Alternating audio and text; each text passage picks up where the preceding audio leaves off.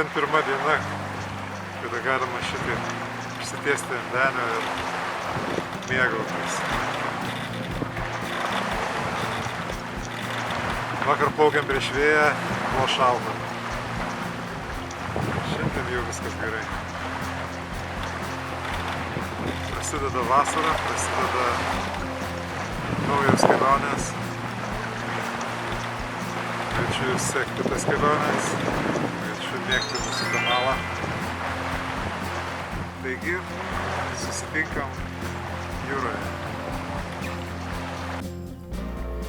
22 vasara pasirodė palanki ambicingiams planams ir netgi išdrįsau jais iš anksto pasidalinti savo Facebook paskyroje. Facebooko draugų reakcija buvo pakankamai intensyvi. Na ir dėl to buvo smagu tą intensyvumą skatinti visos kelionės metu. Dalinomės nuotraukomis, įspūdžiais ir visą laiką gavome kažkokių tai reakcijų. Tai yra smagu.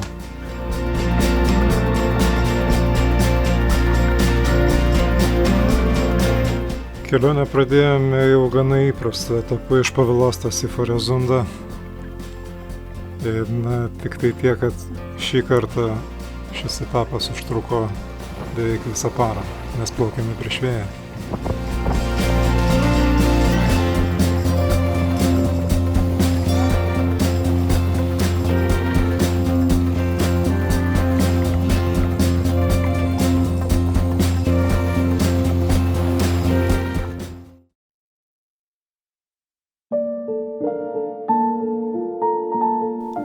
Štai jis.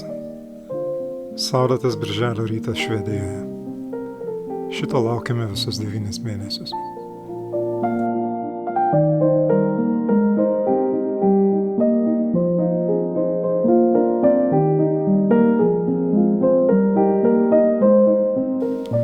Ir taip, po truputį mūsų vyriška kompanija pradėjo suprasti, kur mes papuolėme.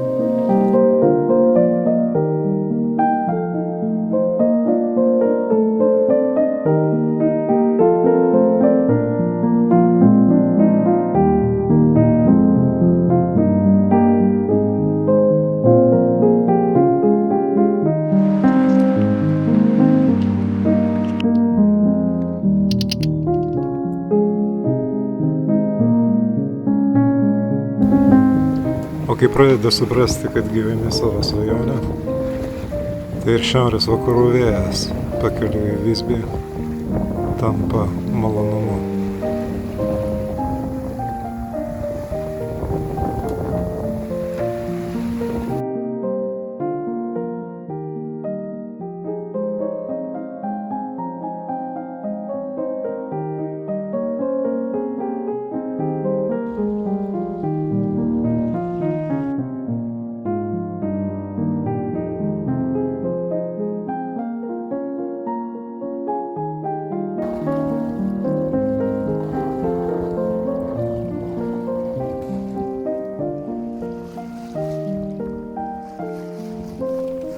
Ketvirtoji kelionės diena taip pat buvo iš svajonių srities. Švelnus galvindas, geras greitis, pilna laiko nebaigtiems darbams.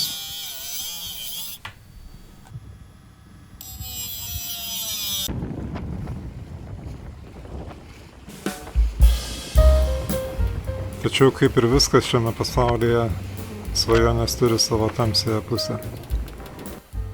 Svajoja žmogus apie idilišką inkaruotę, o dienos pabaigai gauni pasibaladuoti su seklumo akmenimis. Tada belieka džiaugtis, kad vienintelis nukentėjęs dalykas yra kapitono savimeilė.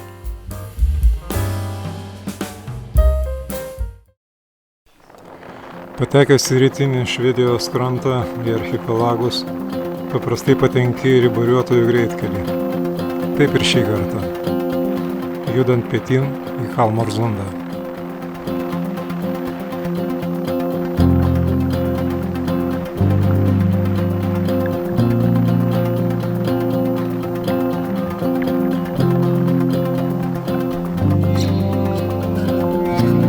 Po Poilsio diena Bornholme idealiai sutapo su lietingu savaitgaliu, kurio metu galėjome atiduoti pagarbą švedams besikankinantiems ratukinio slidinėjimo varžybose.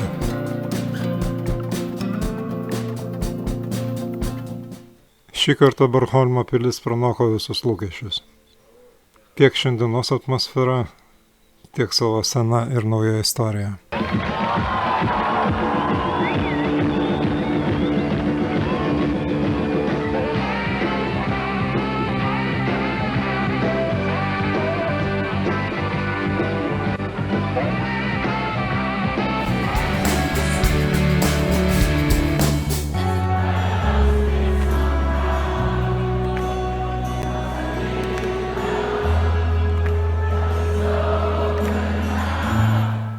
Po puikios dienos įgulos nuotaiką palaiko puikiai vakarienė.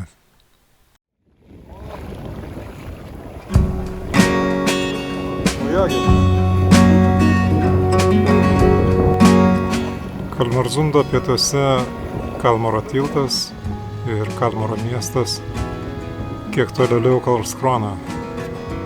Šitas kelionės etapas liko šiek tiek mažiau dokumentuotas, nes jisai turėjo techninę prasme. Per šitą etapą turėjome pristatyti vieną iš įgulos narių, Artūrą, į Karlshamną. Kosto dėka nepakeičiamų laisvalaikio žaidimų tapo tinklinės. Jam laiko visuomet rasdavo.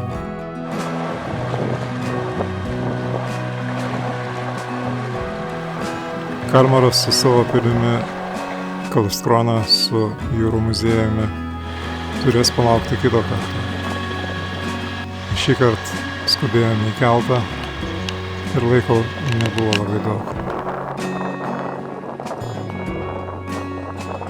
Žavinga, kai gali įgulos narį pametėti iki logistinio taško. Tačiau planuojant kelionę reikia įvertinti ir tai, kad papildomos mylios, įgulos byrėjimas nepasiekus tarpinio tikslo nelabai gerai veikia bendrą moralę. Labas rytas. Šešimas vėjo ir šešimas greičio.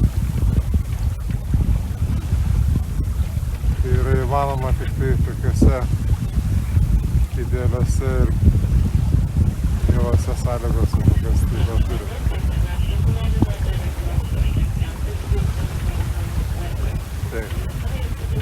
Tik ką išplaukėme iš Karlshamno, kur vakar palydėjome Artūrą. Ir šiandien mūsų tikslas yra Simrishamnas. Įgula nusiteikusi lyriškai.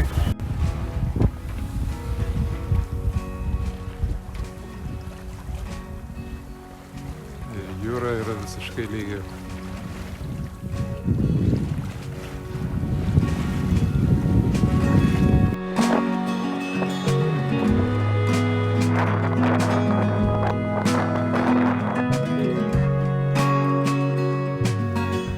Simrishamnas, esantis Konės pusiasalio rytiniame kampe, įsiminė tik kaip vieta su kontroversiška skulptūra prie viduramžių bažnyčios ir didesni nei įprasta uosto mokesčių. Išties šiuo momentu man rūpėjo tik tai, kad iki Kopenhagos buvo likę tik 80 mylių ir po poros dienų turėjo atvažiuoti Rumunija. Visų mažų ir didelių motyvų suma nukreipta į vakarus sulaukė palankaus birželio 24-osios oro ir joninių vakare jau buvome Falsterbro kanale. Tai vartai į Erzundą.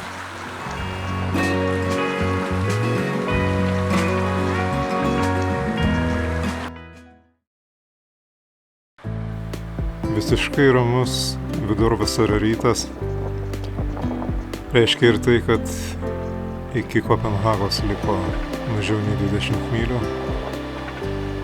ir tai, kad mūsų vyriškasis etapas jau eina į pabaigą.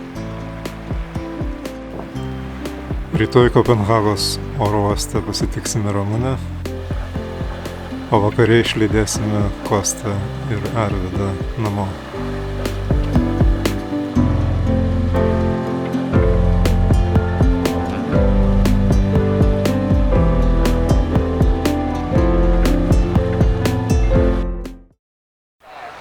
Bet prieš tai mūsų dar laukia visa diena Kopenhagoje. Kaip visuomet, šurmulingas ir spalvingas miestas neleidžia nuobodžiauti.